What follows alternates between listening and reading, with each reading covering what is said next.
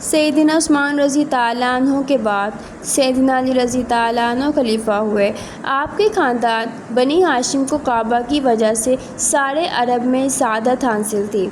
رسول اللہ صلی اللہ علیہ وآلہ وسلم کے کئی چچا تھے، لیکن آپ کو جو محبت سیدنا علی رضی تعالیٰ عنہ کے والد ابو طالب سے تھی، کسی سے نہ تھی۔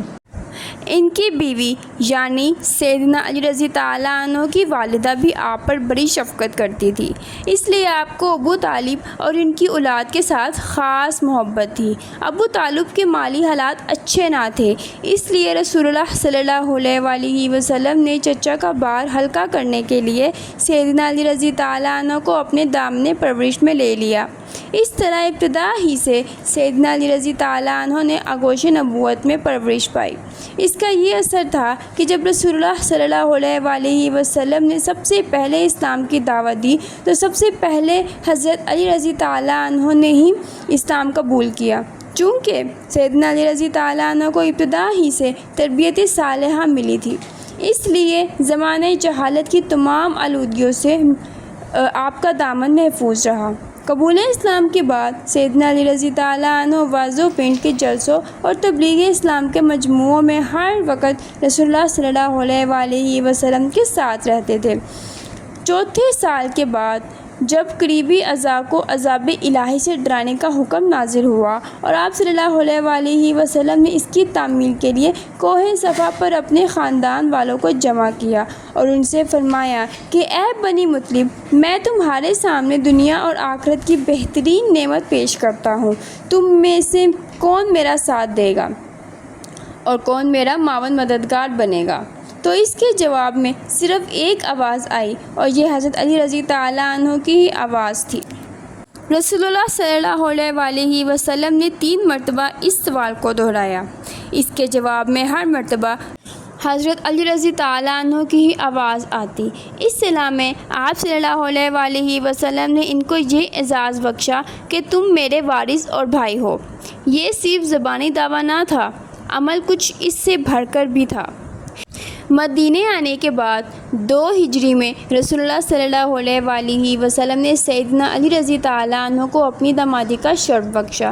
اس وقت سے سیدنا علی رضی تعالیٰ عنہ کی مستقل زندگی شروع ہوئی۔ ہجرت مدینہ کے بعد غزوات کا سلسلہ شروع ہوا۔ سیدنا علی رضی تعالیٰ عنہ نے ان تمام غزوات بدر، احد، خندق، بنی قریظہ اور حنین وغیرہ میں نمایاں کامیابی سر انجام دی۔ رسول اللہ صلی اللہ علیہ وآلہ وسلم کی آخری خدمت یعنی آپ صلی اللہ علیہ وآلہ وسلم کے غسل اور تکفین وغیرہ کے سعادت بھی آپ ہی کے حصے میں آئیں۔ اس کے بعد آپ کے ساتھ گوناگوں تعلقات و خصوصیات کی بنا پر سیدنا علی رضی تعالیٰ عنہ قدرتاً خلافت نبوی صلی اللہ علیہ وآلہ وسلم کے متوقع تھے، اس لیے سیدنا ابوبکر صدیق رضی تعالیٰ عنہ کے انتخاب سے آپ کو بڑی تمنا تھی، لیکن پھر بہت جلد دور ہو گئے اور آپ خلفاء کے دور میں مجلس شورا کے رکن رہے۔ سیدنا عمر رضی تعالیٰ عنہ کو خصوصیات کے ساتھ آپ کے مفید مشوروں پر بڑا اعتماد تھا۔ آپ نے اپنے مشوروں سے خلافت اسلامیہ کو بہت فائدہ پہنچایا۔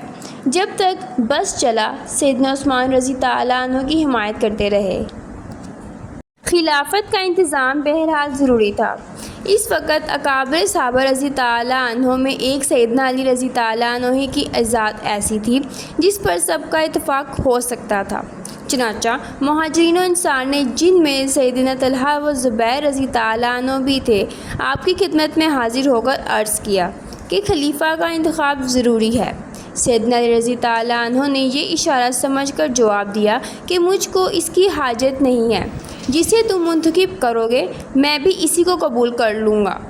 ان لوگوں نے عرض کیا کہ آپ کے ہوتے ہوئے کوئی دوسرا اس کا مستحق نہیں ہو سکتا، اس لیے آپ کے علاوہ ہم کسی دوسرے کو منتخب نہیں کریں گے۔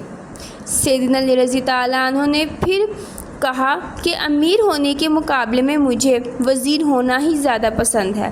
آخر میں لوگوں نے پھر عرض کیا کہ ہم لوگ آپ ہی کے ہاتھ پر بیعت کریں گے۔ غرض مسلمانوں کے اصرار سے مجبور ہو کر اور امت اسلامیہ کے مفاد کا لحاظ کر کے آپ نے قبول فرمایا اور مجمع عام میں مسلمانوں کے آپ کے ہاتھ پر بیعت کی۔